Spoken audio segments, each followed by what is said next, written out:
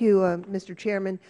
All of us agree that America is the greatest country on earth. We attribute this success to our unparalleled freedoms, our abundant natural resources, but there's one critical factor that can't be forgotten: immigration. That the U.S. is the strongest economic and military power on earth is no accident. It was earned by opening our arms to the world's political and intellectual refugees, by giving them the freedom to take risks and own their own accomplishments, and by fostering a national identity that welcomes strangers to become as American as the rest of us. For years, we've been on the winning side of the global brain drain, but today we find ourselves on the other side of the drain. We used to invite the brightest minds in the world to come, make this their home, and become Americans with us. Now we turn them away.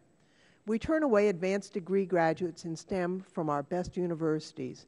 We turn away entrepreneurs who want to start businesses and create jobs for our constituents. We turn away medical professionals willing to fill gaps in healthcare shortage areas. Rather than harness their potential, as our country has done for over 2 centuries, we now tell these people they are not welcome. Worse yet, in this increasingly global economy, we tell them to go home and compete against us from overseas. The result has been a reverse brain drain, and it's not good for our country. Immigrant students and entrepreneurs have had a profound impact on the U.S. economy and job creation in America. Immigrants were responsible for 1/4 of all engineering and technology startups created in the United States between 1995 and 2005. The vast majority of these immigrants had advanced STEM degrees, mainly from U.S. universities. More than half of startups in Silicon Valley, my district, had immigrant founders. Immigrants were named as inventors or co-inventors in 1/4 of international patent applications filed in the United States in 2006. Due partly to immigration, our country, with just 5% of the world's population, employs 1/3 of the world's scientific and engineering researchers, accounts for 40% of all R&D spending, and publishes 35% of all science and engineering articles.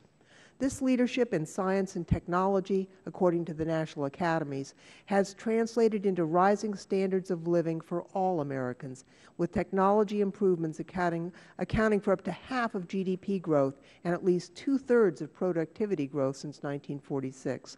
This is because, according to the academies, while only 4% of the nation's workforce is composed of scientists and engineers, this group disproportionately creates jobs for the other 96%. A recent report by the Partnership for a New American Economy, a bipartisan group of businesses founded by New York City Mayor Michael Bloomberg and News Corporation CEO Rupert Murdoch, found that more than 40% of Fortune 500 companies were founded by immigrants or their children. These companies currently generate a staggering $4.2 trillion in revenue each year. All of these statistics make it clear we must find a way to keep more of these minds in America.